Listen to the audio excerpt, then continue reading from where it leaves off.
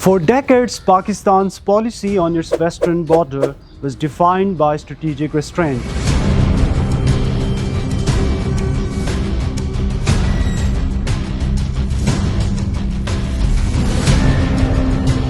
It was a doctrine of absorbing blows, issuing formal demarches, and hoping for a neighbor to transition from a movement into a responsible state. Fairly recently, that era reached its definitive end. International media outlets, from the BBC to The Guardian, are now describing a Pakistan the world hasn't seen in years. A nation that has fundamentally shifted from being reactive to being proactive. By striking not just the militant hideouts but the infrastructure used by the Afghan Taliban regime in Paktika and Kandahar, Islamabad has changed the entire vocabulary of this conflict. This is no longer just a counter-terrorism operation. As security analysts like Abdullah Khan have pointed out, we are witnessing a transitioning towards the language of conventional deterrence. Pakistan is now holding the regime itself directly accountable for the infrastructure of violence and the strategic depth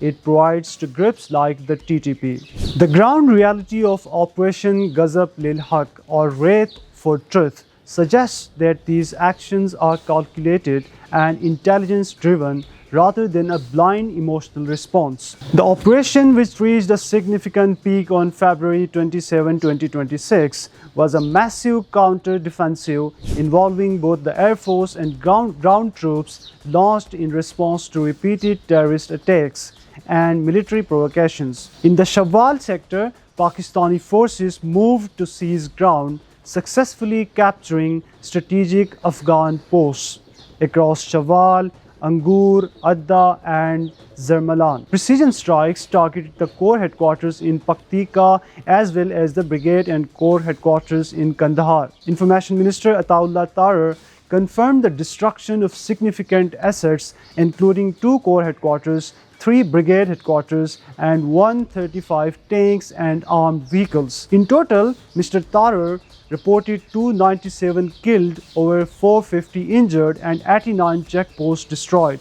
This destruction of the Kandahar logistics base and in Angur Adda terminal was specifically designed to paralyze the ability of the opposing forces to sustain any further cross-border offensive. For the first time, reports have surfaced of white flags being waved at multiple Taliban posts along the Khost border, signaling the immediate psychological and tactical impact of this shift from defensive posturing to decisive action. Beyond the physical battlefield, a parallel war is being fought on digital platforms through coordinated campaign to counter disinformation and destabilization. A viral report by Tolo News originally claimed the Taliban shot down a Pakistani fighter jet. This news was picked up by various outlets until open source intelligence and AI verification tools like Grok identified it as fake, forcing many media organizations to correct their reports.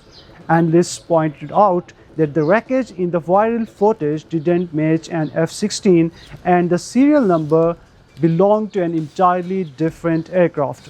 NDTV and other outlets later clarified these reports were false after the digital community exposed the fabrication. Even Reuters was caught in the confusion, sharing a gunfight video that was actually from a firearms explosion back in 2024. This time, Pakistan's digital response was more sophisticated, moving beyond simple denials to actively highlighting the technical flaws in these fake narratives. This combination of tactical success on the ground and a swift digital rebuttal has proven to be the most effective defense against unverified online threats. Importantly, this proactive stance has forced international media to move away from half-cooked statements by providing undeniable evidence and tactical proof in real time.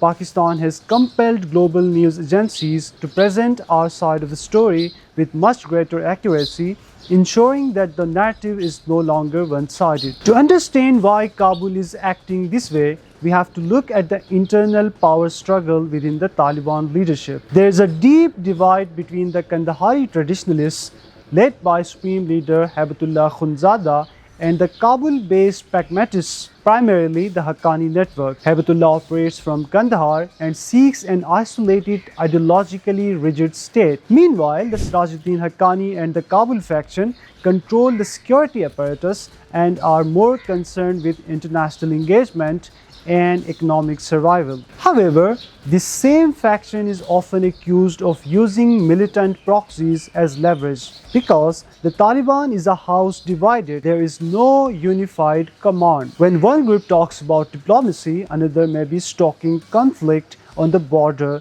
to protect their own internal standing. This is why diplomatic efforts often hit a dead end. The authorities in Kabul frequently cannot or will not control the factions in Kandahar. This internal chaos is exactly why the Qatari-mediated ceasefire of 2025 has become so fragile. While the agreement largely held for a while, the failure of peace talks in November proved that it is nearly impossible to maintain a treaty with a regime that doesn't have full control over its own territory or its own people. Qatar and Turkey have provided the platform for dialogue, but they cannot guarantee that Afghanistan will comply if its leadership remains paralyzed by internal contradictions. History shows that the Taliban has often used pauses in fighting to regroup and provide support to groups like the TTP. Pakistan's stance is now hardened. It will no longer be held hostage by broken promises. Diplomacy requires a partner who can actually enforce their word, not a regime that uses denial games to hide the export of instability. The China is calling for dialogue, the UN is urging the protection of civilians, and the neighbors like Iran and Russia have offered to mediate. Pakistan has always tried to be a good neighbor, but as the defense minister recently stated, patience has reached its limit and the country is now in a state of open war to protect its citizens. The United States has also supported Pakistan's right to defend itself against attacks from the Taliban, which it views as a terrorist group. This is a strategic reset. Pakistan is moving away from being a victim and toward a position of state capacity and the absolute will to protect its borders. Operation Wrath for Truth is a clear declaration that the cost of attacking Pakistan is now too high for any regime to pay. Stay vigilant and stay informed. In the modern age, the truth is just as important as any military operation.